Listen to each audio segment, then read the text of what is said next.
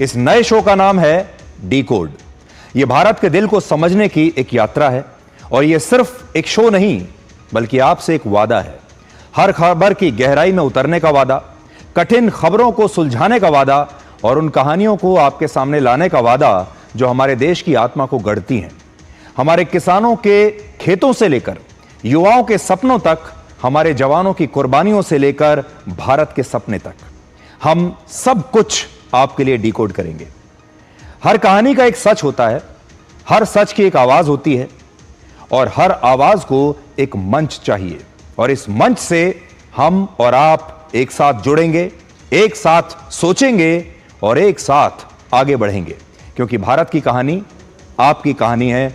और आज से हर रात डिकोड में मेरे साथ जुड़िए, क्योंकि हम उन भावनाओं, चुनौतियों और जीत को उजागर करेंगे जो हमें बनाते हैं। और जब हम भारत को समझते हैं तो हम खुद को समझते हैं। इसलिए आइए एक साथ मिलकर खबरों को सुलझाते हैं। आज सबसे पहले हम आपको पाकिस्तान के खिलाफ बलूचिस्तान की बगावत के बारे में बताएंगे और आप इस बगावत की गंभीरता को समझिए। पाकिस्तान का 44% हिस्सा बलूचिस्तान में है और अगर बलूचिस्तान पाकिस्तान से अलग हो गया तो उसका क्षेत्रफल हमारे देश के 2 राजस्थान जैसे राज्यों के बराबर रह जाएगा। आज हम ये सवाल उठाएंगे कि बलूचिस्तान में रहने वाले लगभग 1.5 करोड़ मुसलमानों के साथ हो रही इस नाइंसाफी के बारे में कहीं भी कोई शोर क्यों नहीं है और बड़े बड़े इस्लामिक देश इस मामले पर बिल्कुल चुप बैठे हैं। फिलिस्तीन के मुसलमानों की चिंता सबको है, लेकिन बलूचिस्तान के मुसलमानों का दर्द कोई नहीं जानता। आज हम इसी दर्द को आपके लिए डिकोड करेंगे। इसके बाद हम भारत और तुर्की के बीच दोस्ती और दुश्मनी का रिश्ता निभाएंगे। भारत ने भूकंप के समय तुर्की की बहुत मदद की, ऑपरेशन दोस्त चलाया, लेकिन इस युद्ध में तुर्की पाकिस्तान के साथ खड़ा नजर आया। आखिर पाकिस्तान तुर्की को ऐसा क्या दे सकता है जो भारत नहीं दे सकता? और आखिर में हम आपको अमेरिकी राष्ट्रपति डोनाल्ड ट्रंप को कतर से तोहफे में मिले 3,500 करोड़ रुपए के शानदार जहाज को दिखाएंगे। लेकिन आज सबसे पहले हम बलूचिस्तान के विद्रोह को आपके लिए डिकोड करेंगे। भारत और पाकिस्तान के बीच सीज फायर होने के बाद बलूचिस्तान में लगातार विरोध प्रदर्शन हो रहे हैं और बलोच विद्रोही ये कह रहे हैं कि बलूचिस्तान पाकिस्तान नहीं है और अब बलूचिस्तान को पाकिस्तान से पूरी आजादी चाहिए, हम पाकिस्तान का हिस्सा नहीं है। फ्री बलोच मूवमेंट के नेता मीर यार खान बलोच ने पाकिस्तान के खिलाफ आजादी का ऐलान किया है और भारत सरकार से नई दिल्ली में बलूचिस्तान का दूतावास खोलने की मांग की है। सबसे बड़ी बात यह है कि पिछले कुछ समय से बलूचिस्तान के नागरिकों का विद्रोह अपने चरम पर है और वहां बलूचिस्तान लिबरेशन आर्मी लगातार पाकिस्तान की सेनाओं पर हमले कर रही है। पिछले 2 महीनों में इस संगठन ने पाकिस्तान में 4 बड़े हमले किए हैं, जिनमें एक हमला मार्च के महीने में हुआ था जब बलोच विद्रोहियों ने पाकिस्तान की एक ट्रेन को हाईजैक कर लिया था और पाकिस्तान की सेना के कई जवानों की तब उन्होंने हत्या कर दी थी।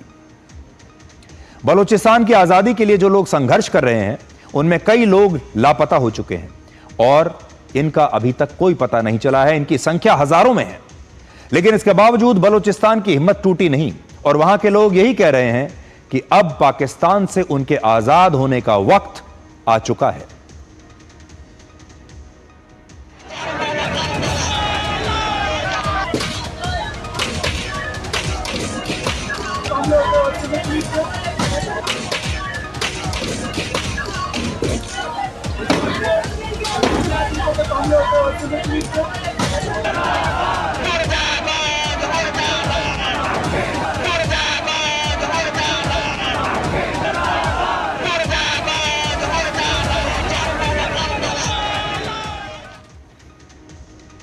आज बड़ा सवाल यह है कि जब फिलिस्तीन के मुसलमानों की हर मांग अंतर्राष्ट्रीय मंच पर उठाई जाती है तो इसी दुनिया में बलूचिस्तान के मुसलमानों का दर्द क्यों नहीं दिखाया जाता?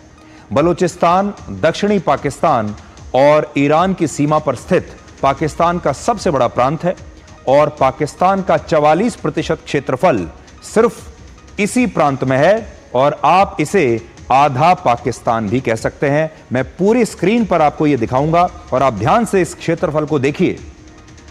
जब आप देखेंगे तो बलूचिस्तान अगर पाकिस्तान से कट गया तो आप सोचिए लगभग आधा पाकिस्तान बलूचिस्तान में चला जाएगा।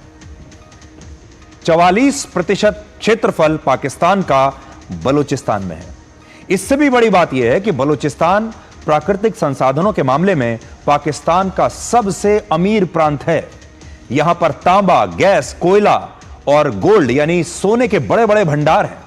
बलूचिस्तान की एक खदान है जिसे रेको दिक खदान कहते हैं और यहां करोड़ों टन गोल्ड का भंडार हो सकता है। और ये सारी बातें हम आपको इसलिए बता रहे हैं ताकि आप ये समझ सकें कि प्राकृतिक संसाधनों के मामले में यह इलाका कितना धनी है। और सोचिए, जब कोई इलाका इतना धनी हो तो वहां के लोगों की आर्थिक और सामाजिक स्थिति कैसी होनी चाहिए। आप भी सोचिए, यहां के लोगों की आर्थिक स्थिति तो सबसे अच्छी होनी चाहिए थी। वहां के लोग अमीर और विकसित होने चाहिए थे। लेकिन दुख की बात यह है कि बलूचिस्तान के लोग पाकिस्तान में सबसे ज्यादा गरीब हैं। बलूचिस्तान में 40% आबादी गरीबी रेखा से नीचे है और वहां प्रति व्यक्ति सालाना आय सिर्फ 70,000 रुपए के आसपास है पूरे वर्ष में।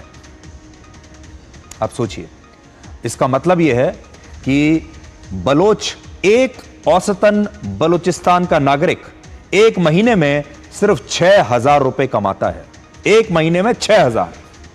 यह स्थिति इतनी दुखद इसलिए भी है क्योंकि पाकिस्तान की सेना और सरकार ने बलूचिस्तान पर बहुत अत्याचार किया है और इस प्रांत को उसने अपने लिए नोट छापने की एक मशीन बनाकर रख दिया है। बलूचिस्तान की इस दर्दनाक कहानी को डिकोड करने के लिए सबसे पहले आपको इसके नाम का मतलब आज समझना होगा। और मैं आपको आज बता सकता हूं कि बलूचिस्तान पर इससे पहले इतना विस्तृत विश्लेषण शायद आपने कभी नहीं देखा होगा। और आज अगर आपने हमारी इन सारी बातों को ध्यान से सुन लिया तो फिर बलूचिस्तान के मामले में आप एक एक्सपर्ट बन जाएंगे। संस्कृत भाषा में इस्तेमाल होने वाले शब्द स्थान को फारसी भाषा में स्थान कहा गया है, जिसका अर्थ किसी जगह, किसी क्षेत्र या भूमि से होता है। और इसीलिए आपने देखा होगा कि मध्य एशिया में ऐसे कई देश हैं या क्षेत्र हैं जिनके नाम में स्थान आता है। उदाहरण के लिए जैसे Pakistan, Kazakhstan, Tajikistan, Turkmenistan, Uzbekistan या पाकिस्तान का यह इलाका बलूचिस्तान। ये सारे नाम एक जैसे हैं। ये सारे नाम एक समूह की पहचान को बताने के लिए रखे गए हैं और बलूचिस्तान का नाम भी इसी तरह से अस्तित्व में आया है। इसका मतलब होता है एक ऐसा स्थान जहां बलोच जनजाति के लोग रहते हैं और यह जनजाति बड़े रूप में सुन्नी मुसलमानों की है। यानी यहां विवाद धर्म के वर्चस्व का नहीं है। यह बात नोट करने वाली है क्योंकि पाकिस्तान में मुसलमान ही इस इलाके में रहते हैं और बाकी लोग भी, बल्कि यह विवाद और इसकी पृष्ठभूमि में है बलूचिस्तान के लोगों को मिला धोखा और उनकी पहचान और संस्कृति का संकट। असल में आज से 1,500 वर्ष पहले तक इस भूखंड को बलूचिस्तान नहीं बल्कि मकरान कहा जाता था, जहां मुख्य रूप से 3 धर्मों के लोग रहते थे। एक था हिंदू धर्म, दूसरा था बौद्ध धर्म और तीसरा था प्राचीन ईरानी धर्म, जिसे ज़ोरोआस्ट्रियन धर्म भी कहते हैं। और 5वीं शताब्दी तक हिंदू धर्म बलूचिस्तान तक फैला हुआ था और वहां सिंध के राय वंश का शासन था। 7वीं शताब्दी में जब इस्लाम धर्म की उत्पत्ति हुई तब रासिल की लड़ाई में मुस्लिम खलीफाओं ने इस वंश को हरा दिया और मकरान के इस क्षेत्र ने इस्लाम धर्म को स्वीकार कर लिया। हालांकि इस समय भी यह क्षेत्र बलूचिस्तान नहीं बना था। इसकी शुरुआत हुई है 11वीं शताब्दी में, जब सेल्जुक तुर्कों ने पर्शिया पर हमला किया और एक घुमंतू जनजाति वहां से पलायन करके बलूचिस्तान आ गई और इसी जनजाति को आज के बलूचों का पूर्वज माना जाता है। बलूचिस्तान में हमेशा से अलग अलग हिस्सों पर अलग अलग सरदारों का शासन रहा है और यह कई टुकड़ों में बटा हुआ था। लेकिन कहानी अब शुरू होती है जब भारत में अंग्रेजों का शासन आया और बलूचिस्तान के पड़ोसी देश अफगानिस्तान में रशिया का प्रभाव बढ़ा, तो अंग्रेजी हुकूमत ने यह तय किया कि वो बलूचिस्तान को भी ब्रिटिश इंडिया का हिस्सा बनाएगी। अगर आप इस नक्शे को ध्यान से आज देखेंगे जो अभी आपकी स्क्रीन पर आएगा, तो आपको यह समझ में आ जाएगा कि उस समय ब्रिटिशर्स ने बलूचिस्तान के उत्तरी पश्चिम हिस्से को अपने कंट्रोल में ले लिया था, जहां बलूचिस्तान की राजधानी है, जबकि बाकी का इलाका एक दूसरे साम्राज्य के पास था जिसे कलात खानत कहते हैं। यह उस जमाने का नक्शा मैं आज आपको दिखा रहा हूं। यह नाम आप याद रखिएगा, क्योंकि आज के संघर्ष में इसी कलात खानत रियासत का इतिहास छिपा हुआ है। यह रियासत ब्रिटिश भारत की बाकी रियासतों से अलग थी और इसका कहना था कि एक आजाद यानी स्वतंत्र रियासत है जिसमें अंग्रेजों के साथ सिर्फ एक समझौता हुआ है, और यह समझौता वर्ष 1876 में हुआ था, जिसमें सत्ता बलूचिस्तान की रियासत के पास थी और उस पर ब्रिटिश हुकूमत के अधिकार काफी सीमित हुआ करते थे, लिमिटेड हुआ करते थे। इस पर बलूचिस्तान की रियासत ने ब्रिटिश हुकूमत के खिलाफ भारत की अदालत में एक मुकदमा भी लड़ा था और यह मांग की थी कि भारत की आजादी के बाद उनकी रियासत को हमेशा की तरह स्वतंत्र रखा जाए। तो यहां एक बात आपको याद रखनी चाहिए कि जब भारत आजाद हुआ उस समय बलूचिस्तान यह चाहता था कि वो एक आजाद देश बने, और आपको जानकर हैरानी होगी कि उस वक्त वर्ष 1946 में बलूचिस्तान के वकील वही मोहम्मद अली जिन्ना थे जिन्होंने बाद में बलूचिस्तान को पाकिस्तान में मिला दिया था। इन्होंने ही बलूचिस्तान का केस लड़ा था। जिन्ना ने पहले बलूचिस्तान की रियासत को आजाद कराने के लिए उसका मुकदमा लड़ा और उससे बहुत लंबी चौड़ी भारी भरकम फीस ली, और बाद में इन्हीं बलोच लोगों के साथ किए गए अपने सभी वादों को उन्होंने तोड़ दिया। भारत की आजादी और विभाजन से कुछ दिन पहले 4 अगस्त को दिल्ली में एक बैठक हुई जिसमें 4 बड़े नेता शामिल हुए। इनमें एक थे मोहम्मद अली जिन्ना, दूसरे थे आखिरी ब्रिटिश वाइसरॉय लॉर्ड माउंटबेटन, तीसरे थे पंडित जवाहरलाल नेहरू और चौथे थे बलूचिस्तान रियासत के प्रमुख मीर अहमद यार खान। इस बैठक में जिन्ना ने पंडित नेहरू और माउंटबेटन के सामने यह वादा किया कि बलूचिस्तान एक अलग स्वतंत्र देश बनेगा और उसका पाकिस्तान में विलय नहीं होगा। 15 अगस्त 1947 को जब भारत आजाद हुआ तब बलूचिस्तान ने भी अपनी आजादी की घोषणा कर दी कि आज से हम भी आजाद हैं, और बलूचिस्तान एक अलग देश बन गया। और पाकिस्तान ने उस वक्त खुद बलूचिस्तान के स्वतंत्र देश के दर्जे पर अपनी सहमति जताई। पाकिस्तान ने कहा कि हम मानते हैं कि आप आज से अलग देश हैं, आजाद देश हैं। लेकिन बाद में मोहम्मद अली जिन्ना ने अपने वादे को तोड़ दिया और पहले उन्होंने बलूचिस्तान की 3 रियासतों का पाकिस्तान में विलय करवाया और बाद में कलात खानत रियासत पर भी सेना से हमला करवाकर उसे अपने नियंत्रण में ले लिया। आज मैं अपने साथ एक पुस्तक के कुछ अंश लेकर आया हूं और इस पुस्तक का नाम है in Afghanistan shadow, Baloch nationalism and Soviet temptations, और इसे अमेरिका के एक प्रसिद्ध इतिहासकार सेलिग एस हैरिसन ने लिखा है। वो लिखते हैं कि इसमें एक ऐसी घटना का जिक्र है जिसके बारे में बहुत कम लोग जानते हैं। आपको भी नहीं पता होगा, लेकिन आज आप जान सकते हैं। वर्ष 1948 में जब पाकिस्तान ने सेना की मदद से बलूचिस्तान की कलात खानत रियासत को अपने देश में मिलाया और बाद में 1 यूनिट योजना के तहत बलूचिस्तान की पहचान मिटाकर इसे पश्चिमी पाकिस्तान का एक हिस्सा बना दिया, तो इससे बलूचिस्तान में काफी असंतोष फैला। इस नाराजगी के बाद बलूचिस्तान के नवाब नौरोज खान ने 1000 बलूचों के साथ मिलकर एक विद्रोह कर दिया और पाकिस्तान की सेना के खिलाफ संघर्ष किया, बिल्कुल ऐसे ही जैसे बलूचिस्तान के लोग आज कर रहे हैं, बिल्कुल ऐसे ही। और इसी संघर्ष के दौरान एक ऐसी घटना हुई जिससे पाकिस्तान पर कई सवाल आज खड़े होते हैं। जो मैं पुस्तक आपको बता रहा हूं, इस पुस्तक के पेज नंबर 28 और 29 पर लिखा है कि पाकिस्तान की सेना ने एक काउंसिल की मदद से बलोच विद्रोहियों को सरेंडर करने का प्रस्ताव भेजा और कहा कि वो कुरान की कसम खाकर कहते हैं कि अगर नवाब नौरोज खान ने सरेंडर कर दिया तो पाकिस्तान की सेना उन्हें माफ कर देगी और उन्हें रिहा कर दिया जाएगा। कुरान की कसम खाई पाकिस्तान ने। वो जानते थे कि अगर उन्होंने ऐसा किया तो बलोच उनकी बात मान जाएंगे, बलोच लोगों को उन पर यकीन हो जाएगा, क्योंकि कुरान की कसम झूठी नहीं खाई जाती। बलूचिस्तान के नवाब भी मुसलमान थे और इसलिए उन्होंने सोचा कि अगर पाकिस्तान की सेना खुद कुरान की कसम खा रही है तो ये तो बहुत बड़ी बात है, वो सच ही कह रही होगी और वादे को तोड़ेगी नहीं। और ये सोचकर उन्होंने सरेंडर कर दिया। लेकिन इस पुस्तक के मुताबिक बाद में पाकिस्तान की सेना ने कुरान की अपनी इस कसम को तोड़ दिया और बलोच समर्थकों के आत्मसमर्पण के बाद उन्हें जेल में डाल दिया और उन्हें वर्ष 1960 में फांसी पर भी लटका दिया।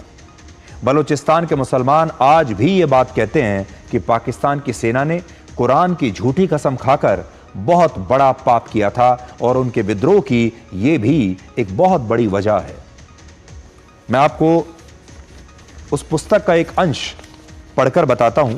ये मेरे हाथ में उसी पुस्तक के कुछ अंश हैं। थोड़ा पढ़कर मैं आपको बताता हूं कि इस पुस्तक में क्या लिखा है। देखिए,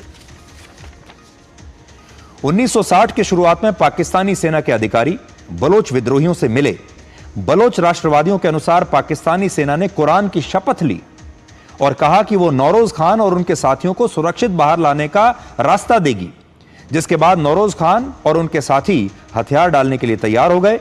लेकिन पाकिस्तानी सेना ने एक बार फिर अपना वादा पूरा नहीं किया और उन्होंने नौरोज खान और उनके साथियों को गिरफ्तार कर लिया और बाद में जुलाई 1960 में नौरोज खान और उनके 5 साथियों को फांसी की सजा दे दी। ये एक ऐसा जख्म है जिसे बलूचिस्तान के लोग आज तक भूले नहीं हैं। ऐसा नहीं है कि बलूचिस्तान के लोगों ने पाकिस्तान के साथ शांति से रहने की कोशिश नहीं की और लोकतंत्र के रास्ते को अपनाया नहीं।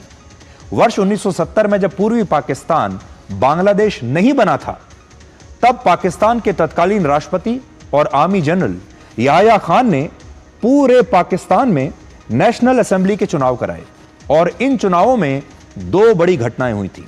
पहली, पूर्वी पाकिस्तान में शेख मुजीबुर रहमान की पार्टी लगभग सभी सीटें जीत गई थी। बहुत बहुमत से उन्होंने ये जीत हासिल की थी और उनका पाकिस्तान का प्रधानमंत्री बनना निश्चित था। मुजीबुर रहमान की पार्टी चुनाव जीती थी और अगर सब कुछ सही रहता तो मुजीबुर रहमान पूरे पाकिस्तान के प्रधानमंत्री बनते या राष्ट्रपति बनते। दूसरा, बलूचिस्तान में भी बलोच लोगों की मुख्य पार्टी नेशनल आवामी पार्टी संसदीय चुनावों के सभी 4 सीटों पर चुनाव जीत गई थी और यह पाकिस्तान के उन नेताओं के लिए बहुत बड़ा झटका था जो पंजाब प्रांत से आते थे और पाकिस्तान की पूरी सत्ता, जैसा कि आप जानते हैं, आज भी इसी पंजाब प्रांत से चलती है। इन चुनावों के बाद सैद्धांतिक रूप से बलूचिस्तान में बलोचों की पार्टी का प्रतिनिधित्व होना चाहिए था और सबसे बड़ी पार्टी का नेता होने के नाते पूर्वी पाकिस्तान के नेता शेख मुजीबुर रहमान को भी पूरे पाकिस्तान का प्रधानमंत्री बनना चाहिए था, क्योंकि सबसे ज्यादा सीटें उनकी पार्टी ने जीती थी। लेकिन याह्या खान ने ऐसा होने नहीं दिया और उन्होंने मार्शल लॉ लगाकर चुनाव के नतीजों को रद्द कर दिया और शेख मुजीबुर रहमान को गिरफ्तार करके जेल में डाल दिया। यह वही दौर था जब वर्ष 1971 में भारत और पाकिस्तान के बीच युद्ध हुआ इसके बाद, और हमारी सेनाओं ने पाकिस्तान के 93,000 सैनिकों को युद्धबंदी बनाकर पाकिस्तान के 2 टुकड़े कर दिए। इस बंटवारे के बाद पाकिस्तान को डर था कि बलूचिस्तान भी उससे अलग हो सकता है, क्योंकि बलूचिस्तान के तेवर भी बिल्कुल वैसे ही थे जैसे पूर्वी पाकिस्तान के थे। पाकिस्तान को लगा कि ये तो एक अलग देश बांग्लादेश बन गया, अब कहीं बलूचिस्तान भी अलग देश ना बन जाए, क्योंकि ये लोग भी हमारे साथ है नहीं। और यही वजह है कि पाकिस्तान ने बलूचिस्तान की नेशनल आवामी लीग के एक नेता को वहां का मुख्यमंत्री बना दिया और पाकिस्तान में बड़े पदों की भर्तियों में भी बलोच लोगों को जगह देनी शुरू कर दी ताकि बलोच खुश हो जाए। इससे बलूचिस्तान में कुछ समय के लिए नाराजगी कम हो गई, लेकिन बाद में फिर से बलूचिस्तान पर अत्याचार शुरू हो गए और इसके बाद बलूचिस्तान लिबरेशन आर्मी का गठन हुआ, जो आज तक बलूचिस्तान की आज़ादी के लिए संघर्ष कर रही है। और अब वो ये कहती है कि बलूचिस्तान पाकिस्तान का हिस्सा नहीं है, उसे भारत से मदद चाहिए, और वो कहती है कि भारत को नई दिल्ली में अब बलूचिस्तान का एक अलग दूतावास खोल देना चाहिए। बलूचिस्तान क्षेत्रफल के मामले में पाकिस्तान का सबसे बड़ा प्रांत है। इस प्रांत में पाकिस्तान की सिर्फ 6% आबादी रहती है। तो आप सोचिए, यह इलाका ऐसा है जिसमें पाकिस्तान का 44% क्षेत्रफल है, लेकिन आबादी है सिर्फ 6%। और इसका बड़ा कारण यह है कि इस प्रांत में पथरीले पहाड़ हैं, यहां रहना बहुत मुश्किल है और विकास का तो यहां नाम भी नहीं है। और पाकिस्तान ने इसी बात का फायदा उठाया और यहां चीन की गतिविधियां पिछले कुछ वर्षों में बहुत ज्यादा बढ़ गई हैं। बलूचिस्तान का एक बड़ा चर्चित बंदरगाह है जिसे ग्वादर पोर्ट कहते हैं, आपने नाम सुना होगा। आरोप लगता है कि पाकिस्तान ने विकास परियोजनाओं के नाम पर एक तरह से इस ग्वादर पोर्ट का यह पूरा इलाका चीन को बेच ही दिया है और अब चीन ग्वादर पोर्ट से लेकर पश्चिमी चीन तक एक कॉरिडोर बना रहा है जिसे चाइना पाकिस्तान इकोनॉमिक कॉरिडोर या सीपेक कहते हैं। और इस मुद्दे पर वर्ष 2023 में एक रिसर्च पेपर प्रकाशित हुआ था जो इस समय आपकी स्क्रीन पर है। मैं भी उसका एक अंश लेकर आया हूं। इसमें लिखा है कि ग्वादर पोर्ट से जो मुनाफा होता है उसका 60% हिस्सा चीन को मिलता है और 38% पाकिस्तान को मिलता है और सिर्फ 2% मुनाफा बलूचिस्तान को मिलता है। सोचिए कितनी बड़ी नाइंसाफी है। यानी पोर्ट बलूचिस्तान का है लेकिन इसका मुनाफा चीन और पाकिस्तान की सरकार आपस में बांट लेती हैं और बलूचिस्तान पाकिस्तान का सबसे गरीब प्रांत आज भी बना हुआ है। ये जो रिपोर्ट मैंने आपको दिखाई है, ये इसका शीर्षक है the impact of CPEC on the people of Balochistan. मई 2023 की ये रिपोर्ट है और इस रिपोर्ट में ऐसा लिखा हुआ है और ये बलूच स्टूडेंट्स ऑर्गेनाइजेशन ने तैयार की है जिसमें उन्होंने ये बताने की कोशिश की है कि हमारे साथ देखिए कितनी नाइंसाफी हो रही है।